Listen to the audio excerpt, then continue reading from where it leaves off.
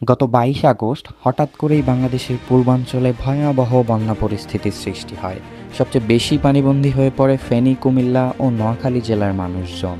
বাংলাদেশের এই জেলাগুলো ভারতের ত্রিপুরা রাজ্যের কাছাকাছি অবস্থিত হওয়ায় অনেকেই এই বন্যাকে বলছেন রাজনৈতিক প্রতিহিংসার বহিঃপ্রকাশ। ভারতের ত্রিপুরা রাজ্যের ডম্বুর পানি বিদ্যুৎ কেন্দ্রের গেট খুলে দেওয়ার কারণে বাংলাদেশে এই ভয়াবহ বন্যার পরিস্থিতির সৃষ্টি হয়েছে। গত ৩০ বছরে ভারতের এই গেটগুলো খুলে দেওয়ার প্রয়োজন পড়েনি। এদিকে ভারতের পররাষ্ট্র মন্ত্রণালয় বলছে, আমরা গেট খুলে বন্যার সৃষ্টি করিনি। ত্রিপুরায় অতিমাত্রায় বৃষ্টির ফলে ডম্বুর পানি বিদ্যুৎ কেন্দ্রের গেট স্বয়ংক্রিয়ভাবে খুলে যায়, যার ফলে সৃষ্টি হয় বন্যা পরিস্থিতি। আবহাওয়াবিদরা বলছে, ত্রিপুরায় পুরো আগস্ট মাসে বৃষ্টির সম্ভাবনা ছিল ২১৪ মিলিমিটার। কিন্তু শুধুমাত্র আগস্টের ২০ এবং ২১ তারিখে ত্রিপুরায় বৃষ্টি হয়েছে ৬২২ মিলিমিটার, যা আবহাওয়াবিদদের সম্ভাবনার চেয়ে প্রায় ৩ গুণ বেশি।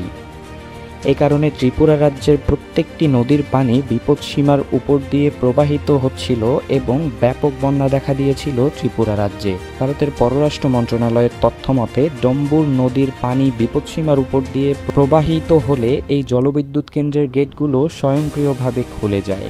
এত কিছুর পরেও ভারত চাইলেই তাদের এই পরিস্থিতি বাংলাদেশকে জানাতে পারত, কিন্তু ভারত সরকার কোনো তথ্যই বাংলাদেশকে দেয়নি। ফেনী, কুমিল্লা, নোয়াখালী ভারতের ত্রিপুরা রাজ্যের প্রতিবেশী হওয়ায় ভারতের পানি বাংলাদেশে আসতে খুব বেশি সময় লাগেনি। মাত্র ২-৩ ঘন্টায় প্রবেশ করে এই পানি, যার ফলে বন্যার কোনো ধরনের পূর্ব প্রস্তুতির সুযোগই পায়নি বাংলাদেশ।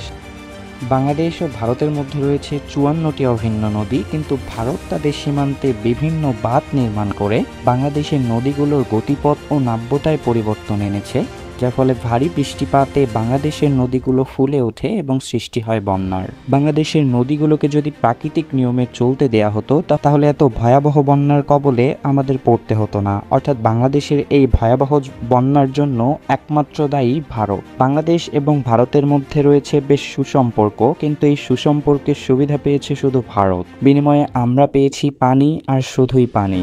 বাংলাদেশের আওয়ামী লীগ সরকার ভারতকে দিয়েছে রেল ট্রানজিট, নৌ ট্রানজিট, বাস ট্রানজিট, ইলিশ রপ্তানি সুবিধা সহ আরও অনেক কিছু, কিন্তু বিনিময়ে বাংলাদেশ সরকার কিছুই নিতে পারেনি। গত ২০ বছর ধরে বাংলাদেশের তিস্তা সমস্যার সমাধান নিয়ে ভারতের গড়িমসি চলছেই। এত ভালো সম্পর্ক রেখেও বাংলাদেশ সরকার তার সমাধান করতে পারেনি। এত সুবিধা দিয়েছে হয়তো এই কারণেই যেন লুটপাট করে ভারতে গিয়ে আশ্রয় পেতে পারে দেশের সাবেক প্রধানমন্ত্রী শেখ হাসিনা, যার বাস্তব ফলাফল আমরা বর্তমানে দেখতে পাচ্ছি। ভারত পাকিস্তান বৈরী সম্পর্ক থাকার পরেও দুই দেশের মধ্যে ৫টি নদীর পানি বণ্টন নিয়ে রয়েছে সমঝোতা চুক্তি, কিন্তু আমাদের সুসম্পর্ক থেকেও আমাদের রয়েছে শুধু যৌথ নদী কমিশন, যার প্রতিফলন শুধুমাত্র কাগজে কলমেই রয়েছে। বাস্তবে এই নদী কমিশনের এমন কোনো উল্লেখযোগ্য উদ্যোগ নেই যার মাধ্যমে বাংলাদেশ পানি সুবিধা পেতে পারে।